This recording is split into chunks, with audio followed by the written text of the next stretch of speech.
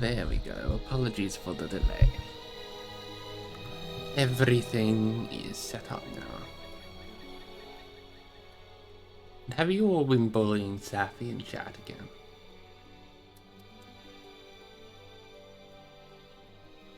How cruel.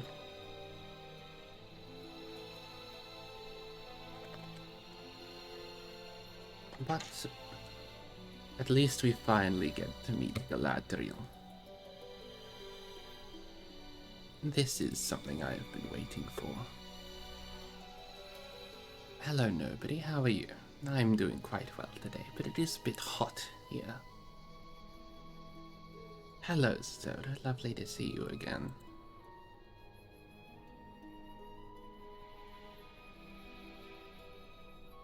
That does happen to her a lot, doesn't it?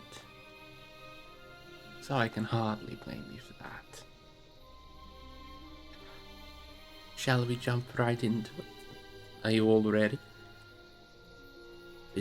Fair warning, this is a bit of a shorter chapter from the numbers that I see. But that's okay, hopefully it won't strain my voice too much. Unlike that 40-page one earlier.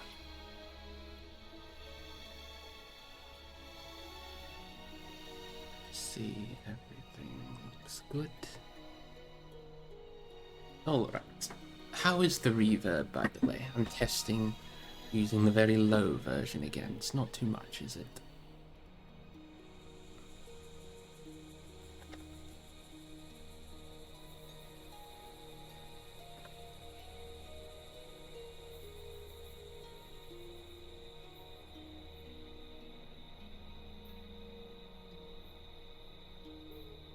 Muffled by the music? Let me... I can lower the music a bit. Wait, Black Company. Let me have a look.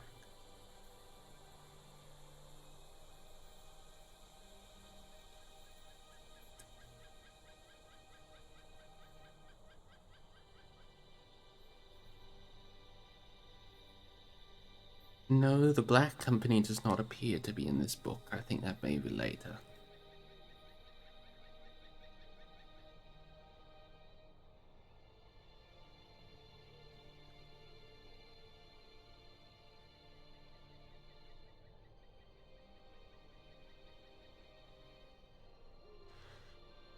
No, 11,000 words is quite a lot, but enough delay. So we are up to chapter 19, The Mirror of Galadriel, page 396. So we are very near the end. There's only a medium-sized sliver left.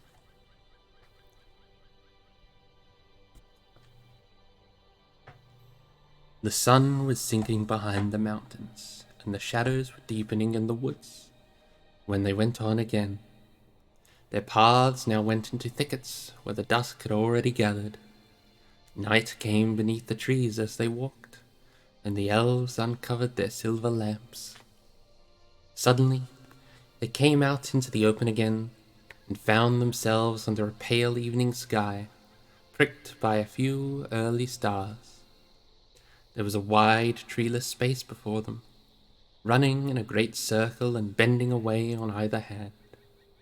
Beyond it was a deep foss lost in soft shadow, but the grass upon its brink was green, as if it glowed still in the memory of the sun that had gone.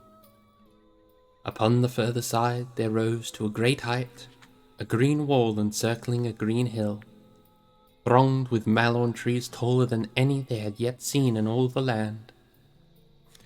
Their height could not be guessed, but they stood up in the twilight like living towers. In their many-tiered branches and amid their ever-moving leaves, countless lights were gleaming, green and gold and silver. Haldir turned towards the company. "Welcome to Caras Galadron," he said. "Here is the city of Galadrim, where dwell the Lord Celeborn and Galadriel, the Lady of Lorien. But we cannot enter here. The gates do not look northward. We must go round to the southern side, and the way is not short, for the city is great. There was a road paved with white stone, running on the outer brink of the foss. Along this they went westward, with the city ever climbing up like a green cloud upon their left. And as the night deepened, more lights sprang forth, until all the hill seemed afire with stars. They came at last to a white bridge, and crossing, found the great gates of the city. They faced southwest, set between the ends of the encircling wall that here overlapped, and they were tall and strong, and hung with many lamps. Haldir knocked and spoke, and the gates opened soundlessly, but of the guards Frodo could see no sign. The travellers passed within, and the gates shut behind them. They were in a deep lane between the ends of the wall, and passing quickly through it, they entered the city of the trees.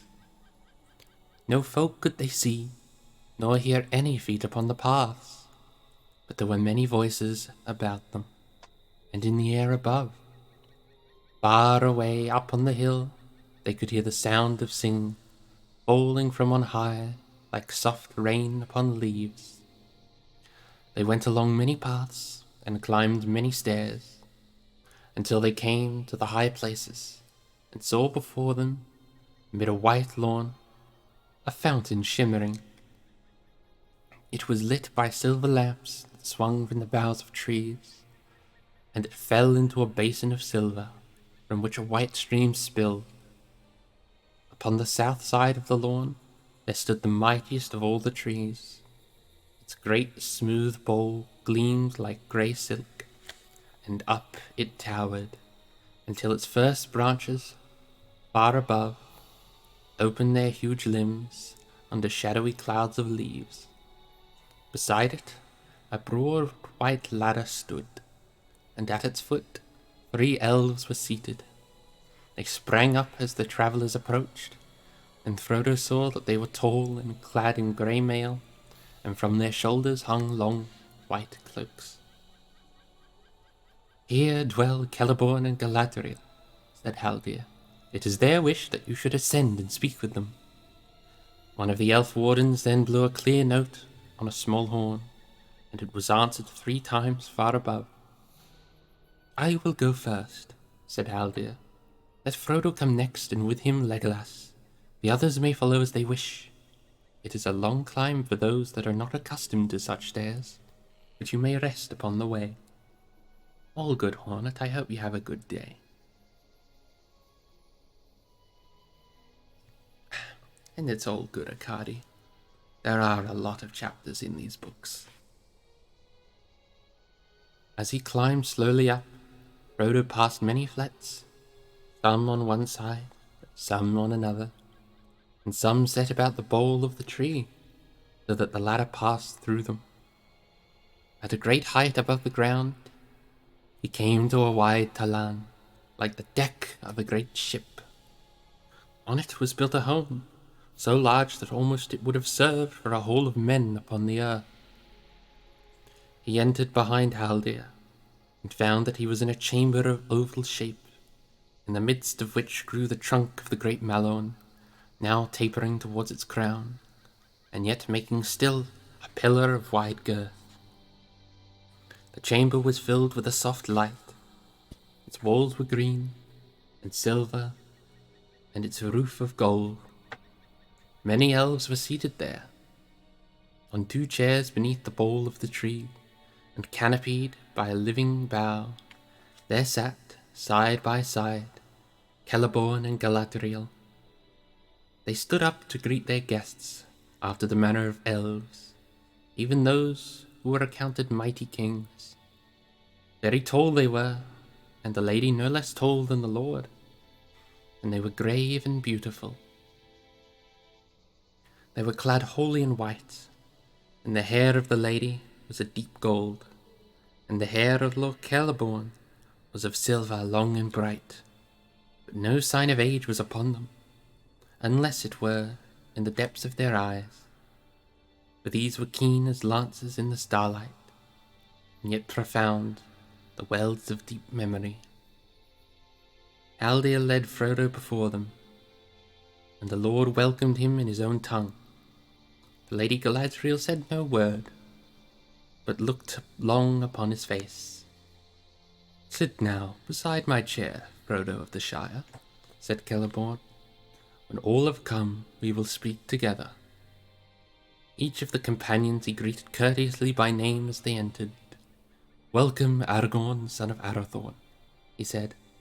"It is 38 years of the world outside since you came to this land, and those years lie heavy upon you. But the end is near, for good or ill. Here, lay your burden aside for a while. Welcome, son of Thranduil. Too seldom do my kind journey hither from the north. Welcome, Gimli, son of Gloin. It is long indeed since we saw one of Durin's folk in Caras Galadon, but today we have broken our long law. May it be a sign that though the world is now dark, better days are at hand, and that friendship shall be renewed between our peoples." Gimli bowed low. "Give me one moment, I forgot to put my sign up."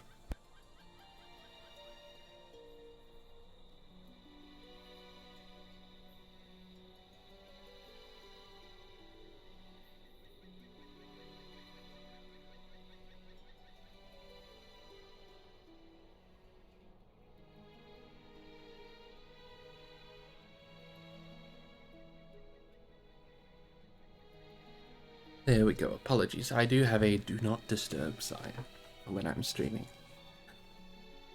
Here we go. When all the guests were seated before his chair, the Lord looked at them again. "Here there are 8, he said. 9 were to set out, so said the messages, but maybe there has been some change of counsel that we have not heard. Elrond is far away, and darkness gathers between us, and all this year the shadows have grown longer." "Nay, there is no change of counsel," said the Lady Galadriel, speaking for the first time. Her voice was clear and musical, but deeper than woman's wont. "Gandalf the Grey set out with the company, but he did not pass the borders of this land. He'll tell us where he is, for I much desired to speak with him. But I cannot see him from afar, unless he comes within the fences of Lothlorien. A grey mist is about him, and the ways of his feet and of his mind are hidden from me." "Alas," said Aragorn, "Gandalf the Grey fell into shadow. He remained in Moria and did not escape." At these words all the elves in the hall cried aloud in grief and amazement. "These are evil tidings," said Celeborn, "the most evil that have been spoken here in long years, full of grievous deeds." He turned to Haldir. "Why has nothing of this been told to me before?" he asked in the elven tongue. "We have not spoken to Haldir of our deeds, or our purpose," said Legolas. "At first we were weary and danger was too close behind, and afterwards we almost forgot our grief for a time, as we walked in the gladness of the fair path, Lorien. Yet our grief is great, and our loss cannot be mended," said Frodo. "Gandalf was our guide, and he led us through Moria, and when our escape seemed beyond hope, he saved us, and he fell." "Tell us now the full tale," said Celeborn. Then Aragorn recounted all that had happened upon the pass of Caradhras, and in the days that followed, and he spoke of Balin and his book, and the flight in the chamber of Mazarbul, and the fire and the narrow bridge, and the coming of the terror. An evil of the ancient world, it seemed, such as I have never seen before, said Aragorn. It was both a shadow and a flame, strong and terrible. It was a Balrog of Morgoth, said Legolas. All elf banes the most deadly, save the one who sits in the dark tower. Indeed, I saw upon the bridge that which haunts our darkest dreams. I saw Durin's bane, said Gimli in a low voice, and dread was in his eye. Alas, said Celeborn, we have long feared that under Galadriel a terror slept. But had I known that the dwarves had stirred up this evil in Moria again, I would have forbidden you to pass the northern borders, you and all that went with you. And if it were possible, one would say that at the last, Gandalf fell from wisdom into folly, going needlessly into the net of Moria. He would be rash indeed that said that thing, said Galadriel gravely. Needless were none of the deeds of Gandalf in life. Those that follow him knew not his mind and cannot report his full purpose. But however it may be with the guide, the followers are blameless. Do not repent of your welcome to the dwarf. If our folk had been exiled long and far from Lothlorien, who of the Galadrim, even Celeborn the Wise, would pass nigh, would not wish to look upon their ancient home, though it had become an abode of dragons. Dark is the water of Keled-Zaram, and cold are the springs of Gibil Nala. Fair were the many pillared halls of Khazad-dûm in elder days, before the fall of mighty kings beneath the stone. He looked upon Gimli, sat glowering and sad, and she smiled. And the dwarf, hearing the names given in his own ancient tongue, he looked up and met her eyes, and it seemed to him that he looked suddenly into the heart of an enemy, and saw their love and understanding. Wonder came into his face, and then he smiled in answer. He rose clumsily and bowed in dwarf fashion, saying, Yet more fair is the living land of Lorien, and the Lady Galadriel above all the jewels that lie beneath the earth.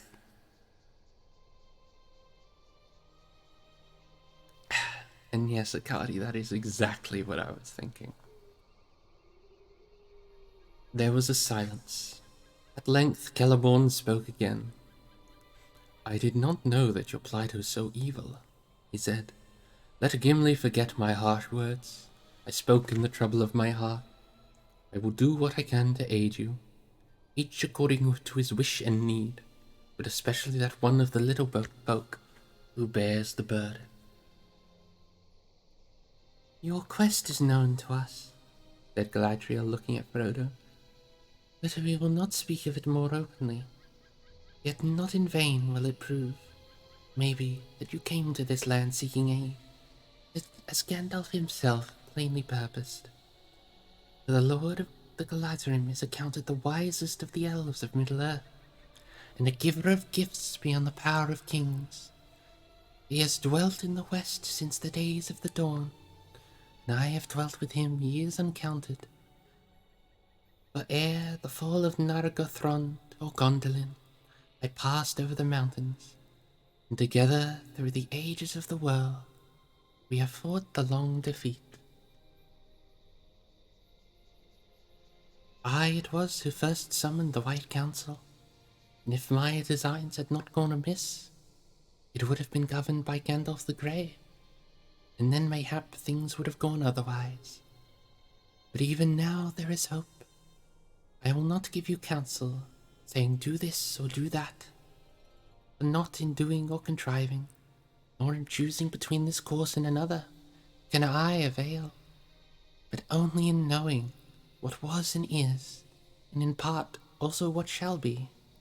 But this I will say to you, your quest stands upon the edge of a knife. Stray but a little and it will fail, to the ruin of all. Yet hope remains, while all the company is true. And with that word she held them with her eyes, and in silence looked searchingly at each of them in turn. None save Legolas and Aragorn could endure her long gaze. Sam quickly blushed and hung his head. At length the Lady Galadriel released them from her eyes, and she smiled. Do not let your hearts be troubled, she said. Tonight you shall sleep in peace. Then she sighed and felt suddenly weary, as those who have been questioned long and deeply, though no words had been spoken openly. "Go now," said Celeborn. "You are worn with sorrow and much toil. Even if your quest did not concern us closely, you'd had refuge in this city until you were healed and refreshed. Now you shall rest. We will not speak of your further road for a while."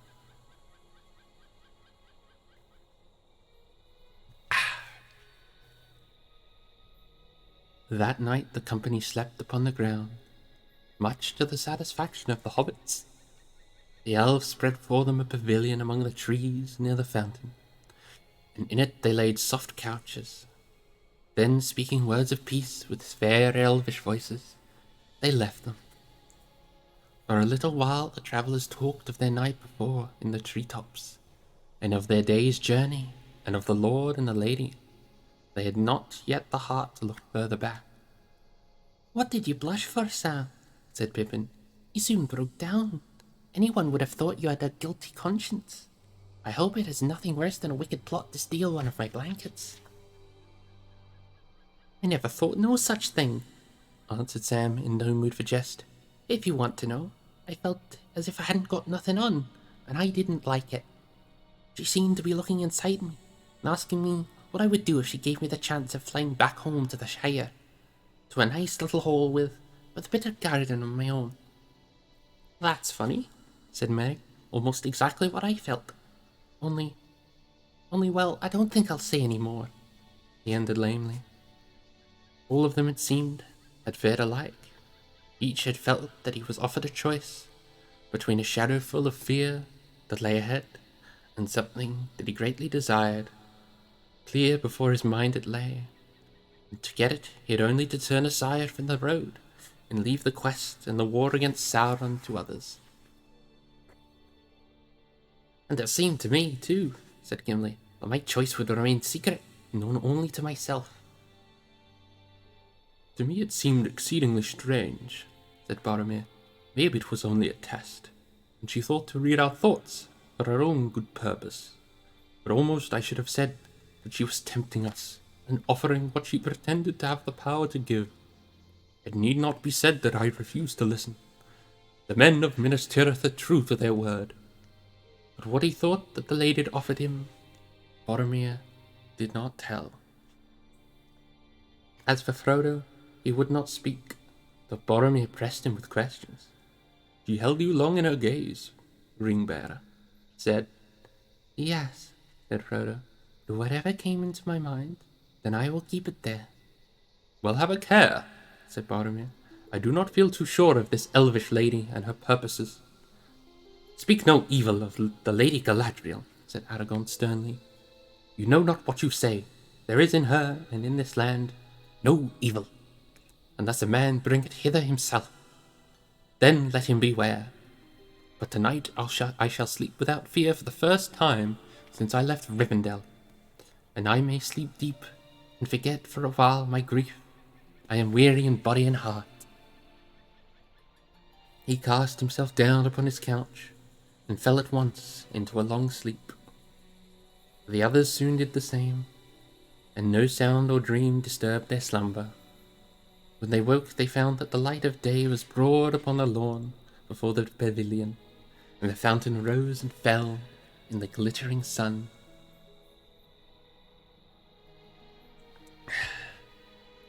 This chapter is a lot happier than our previous ones. There remained some days in Lorien, so far as they could tell or remember. All the while that they dwelt there, the sun shone clear, save for a gentle rain that fell at times, and passed away, leaving all things fresh and clean. The air was cool and soft, as if it were early spring, yet they felt about them the deep and thoughtful quiet of winter. It seemed to them that they did little but eat, and drink and rest, and walk among the trees, and it was enough. They had not seen the lord and lady again, and they had little speech with the elven folk. Few of these knew or would use the western tongue. Haldir had bidden them farewell, and gone back to the fences of the north, which were where a great watch was now kept since the tidings of Moria that the company had brought. Legolas was away much among the Galadriel, and after the first night he did not sleep with the other companions, though he returned to eat and talk with them. Often he took Gimli with him when he went abroad in the land, and the others wondered at this change.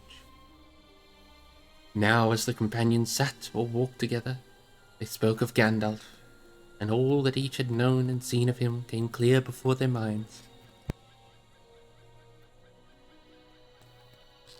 As they healed of hurt and weariness, of body the grief of their loss grew more keen. Often they heard nearby elvish voices singing, and they knew that they were making songs of lamentation for his fall, for they caught his name among the sweet sad words that they could not understand. Mithrandir, Mithrandir, sang the elves, O pilgrim grey, for they so loved to call him. But if Legolas was with the company, he would not interpret the songs for them, saying that he had not the skill, and that for him the grief was still too near, a matter for tears and yet not for song. It was Frodo who first put something of his sorrow into halting words. He was seldom moved to make song or rhyme even in Rivendell. He had listened and had not sung himself, though his memory was stored with many things that others had made before him. But now as he sat beside the fountain in Lorien, and heard about him the voices of the elves, his thought took shape in a song that seemed fair to him. And yet when he tried to repeat it to Sam, only snatches remained, faded as a handful of withered leaves.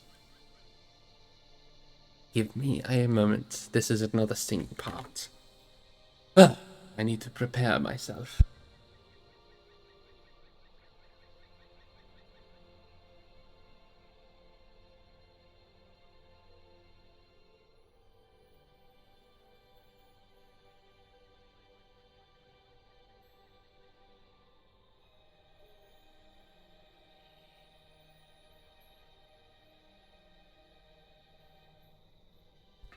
All right. When evening in the Shire was grey, his footsteps on the hill were heard. Before the dawn he went away, on journey long without a word. From wilder land to western shore, from northern waste to southern hill, through dragon lair and hidden door, with darkling woods he walked at will. With dwarf and hobbit, elves and men, with mortal and immortal folk, with bird on bough and beast in den, in their own secret tongues he spoke.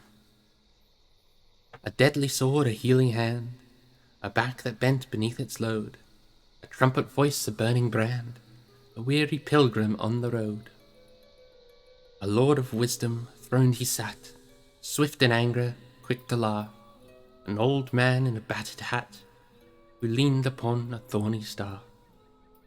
He stood upon the bridge alone, and fire and shadow both defied. His staff was broken on the stone. In Khazad-dûm his wisdom died.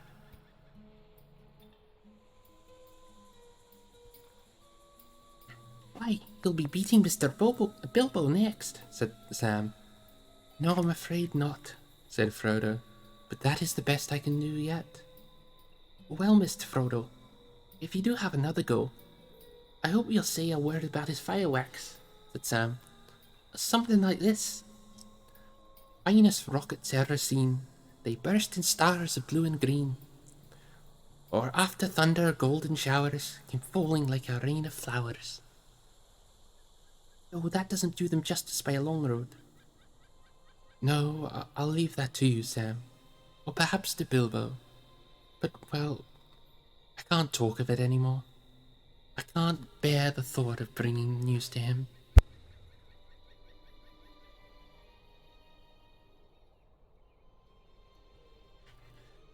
One evening, Frodo and Sam were walking together in the cool twilight. Both felt restless again. On Frodo suddenly the shadow of parting had fallen. He knew somehow that the time was very near when he must leave Lothlorien. "What do you think of elves now, Sam?" he said. "I asked you the same question once before. It seems a very long while ago, but you have seen more of them since then." "I have indeed," said Sam, "and I reckon there's elves and elves. They're all elvish enough, but they're not all the same. Now these folk aren't wanderers or homeless, and seem a bit nearer to the likes of us. They seem to belong here, more even than hobbits do to the Shire. Whether they've made the land or the land's made them, it's hard to say. If you take my meaning, it's wonderfully quiet here. Nothing seems to be going on, and nobody seems to want it to. If there's any magic about, it's right down deep where I can't lay my hands on it, in a manner of speaking."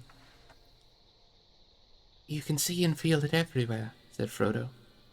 "Well," said Sam, "you can't see nobody working it. No fireworks like poor Gandalf used to show. I wonder we don't see nothing of the Lord and Lady in all these days. I fancy now that she could do some wonderful things, if she had a mind. I'd dearly love to see some elf magic, Mr. Frodo." "I wouldn't," said Frodo. "I am content, and I don't miss Gandalf's fireworks, but his bushy eyebrows and his quick temper, and his voice." "You're right," said Sam. "And don't think I'm finding fault. I've often wanted to see a bit of magic like what it tells of in old tales, but I've never heard of a better land than this. It's like being at home and on a holiday at the same time. If you understand me, I don't want to leave. All the same, I'm beginning to feel that if we've got to go on, then we'd best get it over with.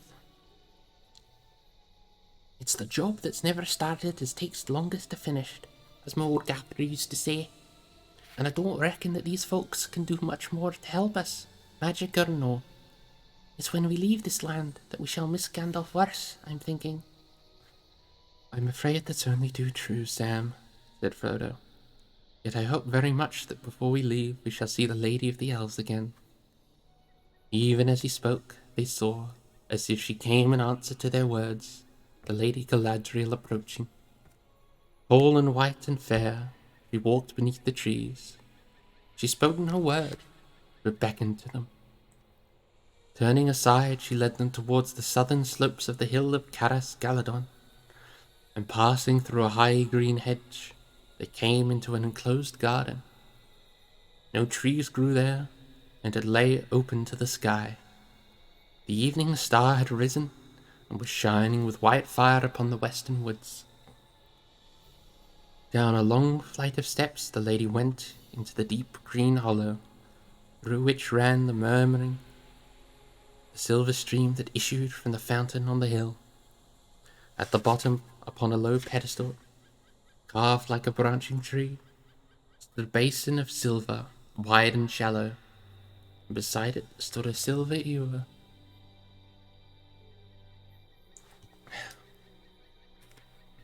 With water from the stream, Galadriel filled the basin to the brim, and breathed on it. And when the water was still again, she spoke. "Here is the mirror of Galadriel," she said. "I have brought you here so that you may look in it, if you will." The air was very still, and the dell was dark, and the elf lady beside him was tall and pale. "What shall we see? What shall we look for? Apologies. What shall we look for, and what shall we see?" said Frodo, filled with awe. "Many things I can command the mirror to reveal," he answered, "and to some I can show things that they desire to see. But the mirror will also show things unbidden, and those are often stranger and more profitable things than things we wish to see, to behold. What will you see? If you leave the mirror free to work, I cannot tell, but it shows things that were, and things that are, and things that yet may be. But which is it that he sees? Even the wisest cannot always tell. Do you wish to look?" Frodo did not answer. And you, she said, turning to Sam. Well, this is what your folk would call magic, I believe. Though I do not understand clearly what they mean, and they seem to use the same word of the deceits of the enemy. This, if you will, is the magic of Galadriel.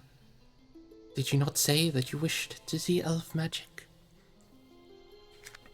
I did, said Sam, trembling a little between fear and curiosity. I'll have a peek, lady, if you're willing. And I'd not mind a glimpse of what's going on at home, he said in aside to Frodo. It seems a terrible long time that I've been away, but there, like as not, I'll only see the stars or something that I won't understand. Like as not, said the lady with a gentle laugh. But come, you shall look and see what you may. Do not touch the water. Sam climbed up on the foot of the pedestal and leaned over the basin. The water looked hard and dark. Stars were reflected in it. There's only stars, as I thought, he said. Then he gave a low gasp, but the stars went out, as if a dark veil had been withdrawn. The mirror grew grey, and then clear. There was sun shining, and the branches of trees were waving and tossing in the wind. But before Sam could make up his mind what it was that he saw, the light faded, and now he thought he saw Frodo, with a pale face, lying fast asleep under a great dark cliff. Then he seemed to see himself going along a dim passage, climbing an endless winding stair. It came to him suddenly that he was looking urgently for something, but what it was he did not know. Like a dream, the vision shifted and went back, and he saw the trees again, but this time they were not so close, and he could see what was going on. They were not waving in the wind, they were falling crashing to the ground. Hi, cried Sam in an outraged voice. There's that Ted Sandyman cutting down trees as he shouldn't. They didn't ought to be felled. That's an avenue beyond the mill that shades the road to Bywater. I wish I could get at Ted and I'd fell him. But now Sam noticed that the old mill had vanished, and a large red brick building was being put up there, where it had stood. Lots of folk were busily at work. There was a tall red chimney nearby. Black smoke seemed to cloud the surface of the mirror. There is some devilry at work in the Shire, he said. Elrond knew what he was about when he wanted to send Mr. Merry back. Then suddenly Sam gave a cry and sprang away. I can't stay here, he said wildly. I must go home. They've dug up Bagshot Row, and there's the poor old gaffer going down the hill with his bits of things on a barrow. I must go home. You cannot go home alone, said the lady. You do not wish to go home without your master. Before you looked in the mirror, and yet you knew that evil things might well be happening in the Shire. Remember that the mirror shows many things, and not all have yet come to pass. Some never come to be, unless those that behold the visions turn aside from their path to prevent them. The mirror is dangerous as a guide for deeds. Sam sat on the ground and put his head in his hands. I wish I had never come here. I don't want to see no more magic, he said, and fell silent. After a moment he spoke again thickly, as if struggling with tears. No, I'll go home by the long road with Mr. Frodo, or not at all, he said. But I hope that I do get back some day. If what I've seen turns out to be true, somebody's going to catch it hot. Give me a moment, I need to blow my nose.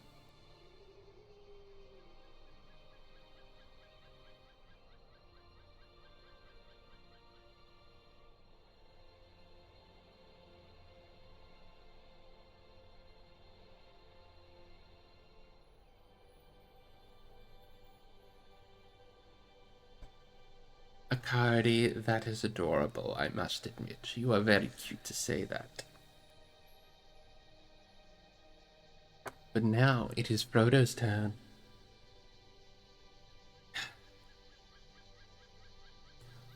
do you wish now to look, Frodo? Said the lady Galadriel. You did not wish to see elf magic, and were content. Do you advise me to look? Asked Frodo. No, she said. I do not counsel you one way or the other. I am not a counselor. You may learn something, and whether what you see be fair or evil, that may be profitable, and yet it may not. Seeing is both good and perilous. Yet I think, Frodo, that you have courage and wisdom enough for the venture, or I would not have brought you here. Do as you will. Oh, hello, Paradigm. How are you doing today? The doctor is in the house. That is excellent news. That means if someone gets hurt, we'll have someone to tend to them. How was your stream? And apologies for the lack of notifications. I always... Come on, do the thing! Do the thing! Yeah! That is not supposed to play. Oh, well, I'm good. You just wanted to freaking... Oh. God, that hurt. I cry. I will have to... I can't let you get to come back. Oh my god, the fucking shining knee. Oh no! Oh! I need to figure out how to turn off that sound. Oh, there. Control audio via OBS. There we go. Apologies, chat. I'll turn off notifications during the reading stream. Just so the audible noise does not distract everyone. Apologies. But I hope you had a lovely stream, and it's very kind of you to raid into me. Frodo is just deciding whether to look into the mirror of Galadriel. What did you play? I will look, said Frodo, and he climbed on the pedestal and bent over the dark water. At once the mirror cleared, and he saw a twilight land. Mountains loomed dark in the distance against a pale sky. A long grey road wound back out of sight. Far away, a figure came slowly down the road, faint and small at first, but growing larger and clearer as it approached. Suddenly, Frodo realized that it reminded him of Gandalf. He almost called aloud the wizard's name, and then he saw that the figure was clothed not in grey, but in a white that shone faintly in the dusk, and in its hand there was a white star. The head was so bowed that he could not see no face, and presently the figure turned aside around a bend in the road, and went out of the mirror's view. Doubt came into Frodo's mind. Was this a vision of Gandalf on one of his many lonely journeys long ago? Or was it Saruman? The vision now changed. Brief and small but very vivid, he caught a glimpse of Bilbo, walking restlessly about his room. The table was littered with disordered papers. Rain was beating on the windows. Then there was a pause, and after it many swift scenes followed that Frodo in some way knew to be parts of a great history in which he had become involved. The mist cleared, and he saw a sight which he had never seen before but knew at once. The sea. Darkness fell. The sea rose and raged in a great storm. Then he saw again the sun, sinking blood red into a rack of clouds, the black outline of a tall ship with torn sails, riding up out of the west, and then a wide river flowing through a populous city. Then a white fortress with 7 towers, and then again a ship with black sails, but now it was morning again, and the water rippled with light, and a banner bearing the emblem of a white tree shone in the sun. A smoke as of fire and battle arose, and again the sun went down in a burning red that faded into a grey mist, and into the mist a small ship passed away, twinkling with lights. It vanished, and Frodo sighed, and prepared to draw away. But suddenly the mirror went altogether dark, as dark as if a hole had opened up in the world of sight, and Frodo looked into emptiness. In the black abyss there appeared a single eye that slowly grew until it filled nearly all the mirror, So terrible was it that Frodo stood rooted, unable to cry out or to withdraw his gaze. The eye was rimmed with fire, but was itself glazed yellow as a cat's, watchful and intent. The black slit of its pupil opened on a pit, a window into nothing. Then the eye began to rove, searching this way and that, and Frodo knew with certainty and horror that among the many things that it sought, he himself was one. But he also knew that it could not see him. Not yet.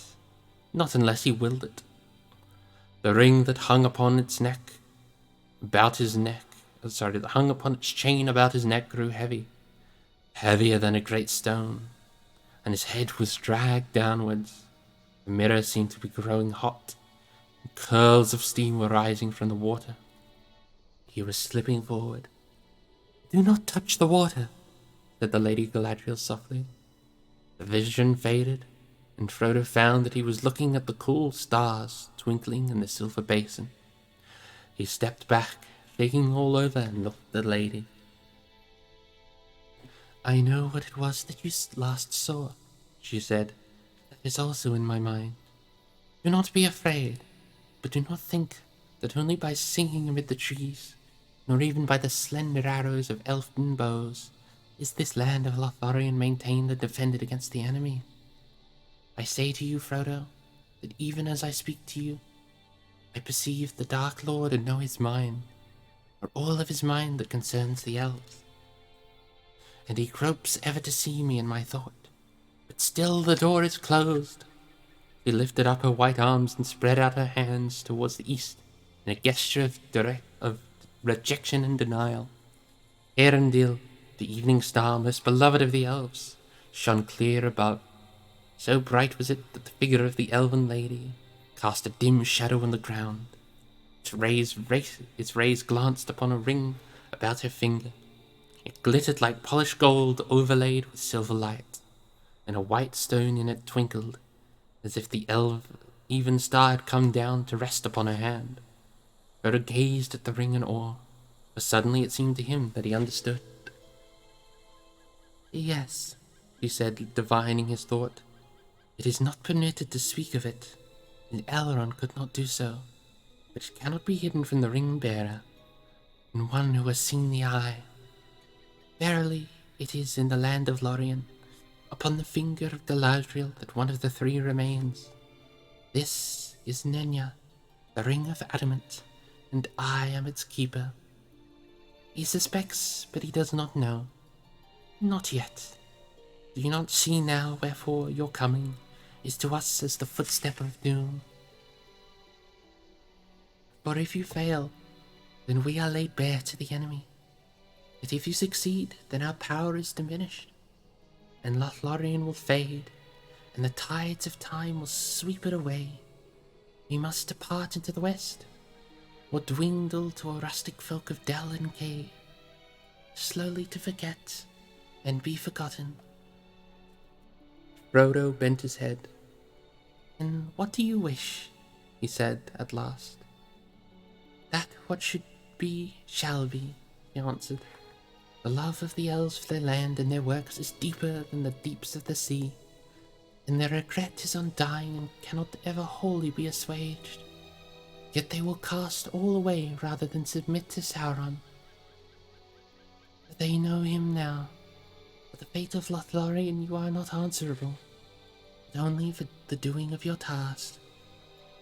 Yet I could wish, were it of any avail, that the One Ring had never been wrought, or had remained forever lost." "You are wise and fearless, Lady Galadriel," said Frodo.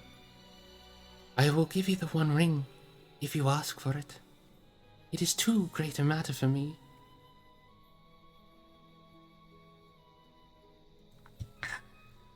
Galadriel laughed with a sudden clear laugh.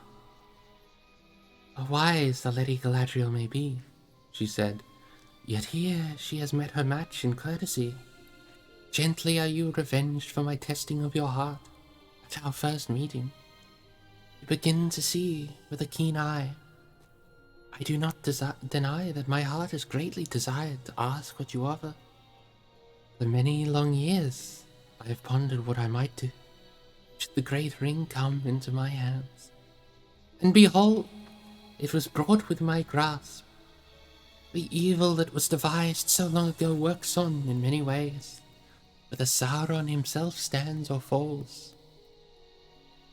Would not that have been a noble deed, to set to the credit of his ring, if I had taken it by force or fear from my guest?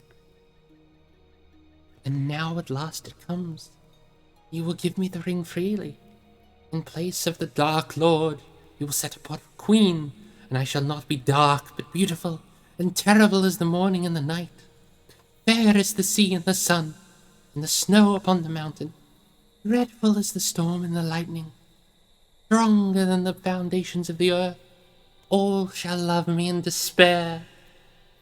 She lifted up her hand, and from the ring that she wore, there issued a great light that illuminated her alone, and left all else dark. She stood before Frodo, seemingly now tall beyond measurement, and beautiful beyond enduring, terrible and worshipful.